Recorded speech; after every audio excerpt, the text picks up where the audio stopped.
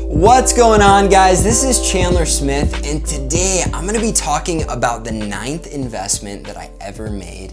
And this was actually on a fourplex. And believe it or not, this fourplex was just straight from the MLS and purchased with a realtor. So I'm gonna show you all of the steps, all of the things I looked for, and the whole process of just using a realtor and not doing anything off market or anything else to be able to find an incredible deal on a fourplex. So I'm hoping this video will help you to get comfortable and realize that deals are not hard to find if you know what you're looking for. So let's jump into it. If you've watched the videos on some of the other properties I've purchased the last couple years, you know that I love finding off-market deals or unique situations where I can just make a killing on the deal. However, I'm really excited about this video because this was a purchase of a fourplex that was just on the MLS. I just used my realtor, put in an offer, got my offer accepted after a little back and forth, and ended up closing on a fourplex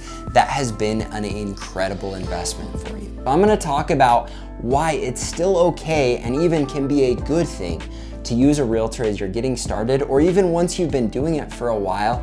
But I wanna talk about the things you need to know so that you buy the right deal off of the MLS. Because a lot of times you can get pushed into a situation where the realtor says, hey, it's a great deal, jump on it, it'll appreciate over time. I know the cash flow isn't good, but you should just send it.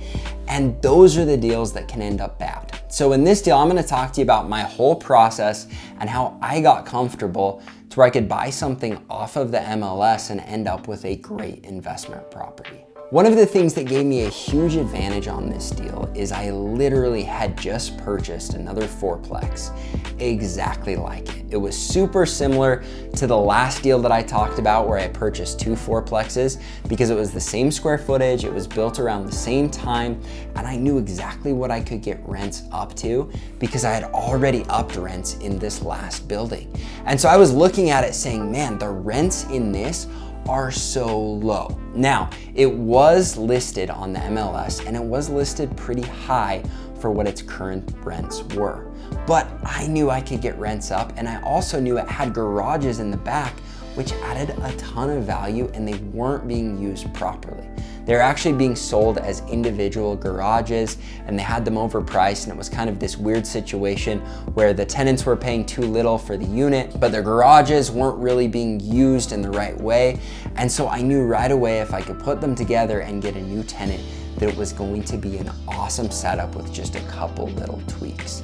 The other thing that was really cool about the deal is with it being on the MLS, I saw it immediately, and because I already knew this building, I knew the area, I knew what the rents could be, right away I knew that it could be a really good deal, so I immediately put in an offer. I had an offer in the day it was listed because I had a good realtor that was looking for me, and so no one else was involved, and I was able to move really quickly on it. The other thing that gave me a huge advantage with doing a listing from the MLS is I made sure that I looked incredible to the buyer. And what I mean by this is I already had a great connection with a bank, and my pre-approval letter was ready to roll.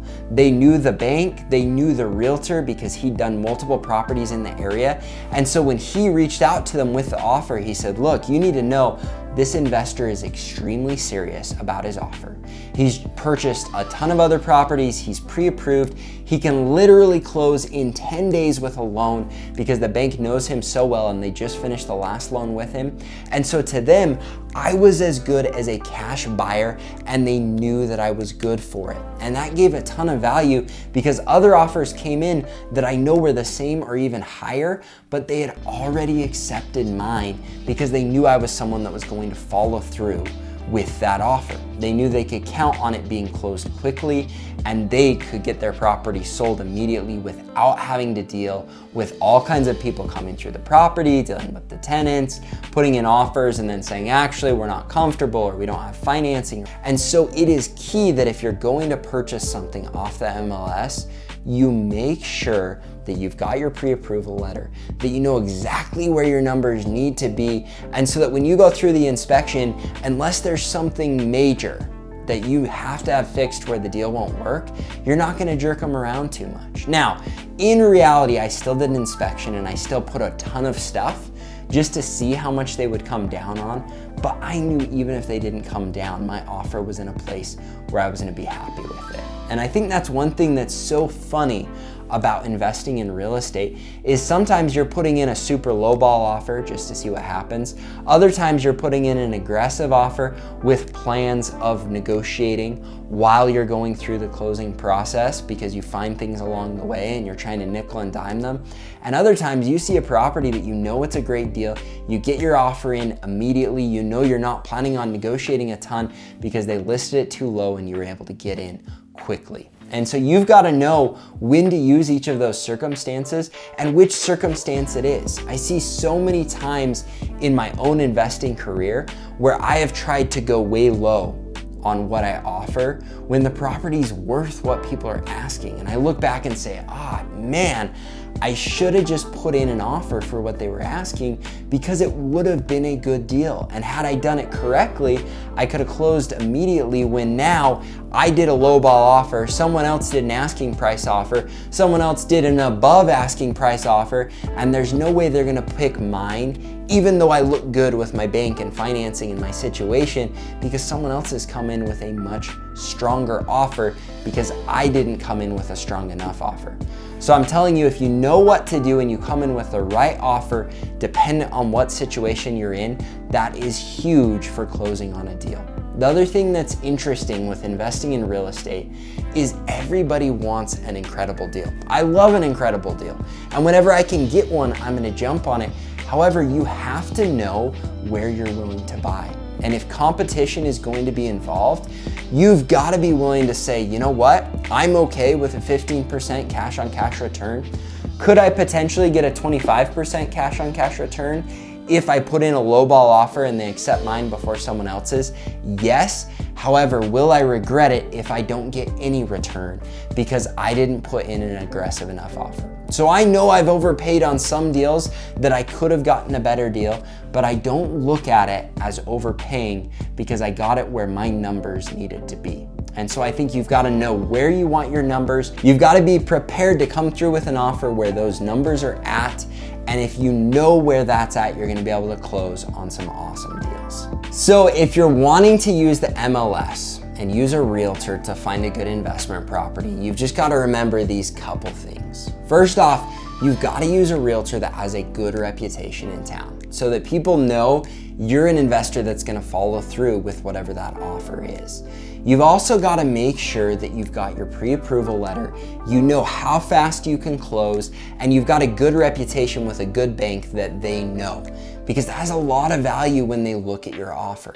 On top of that, you've got to know exactly where your rents will be for that area. You've got to know how much little fixes are going to cost so you can get it to where you need to be.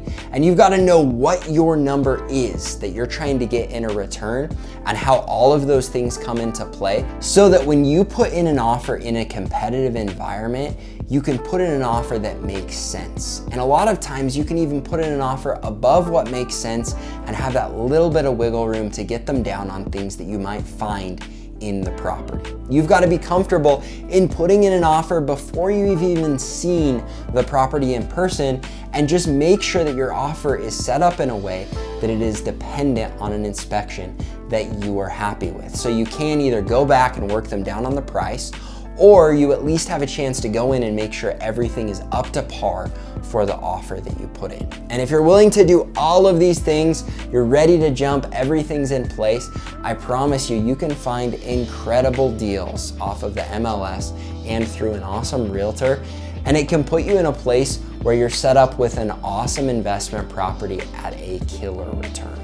Now, if you guys enjoyed this video, I've got a playlist of every single deal that I've done, from houses to condos to duplexes, fourplexes, everything up to an 8-plex, a 24-plex, and I've put all these videos out there so that you can see the mistakes I've made and the hints and tips that I've given so that you can apply them when finding the right investment property for you. So if you enjoyed the video, push the like button, subscribe to the channel, check out that other playlist, and remember that my goal is to help you to create a huge passive income for yourself.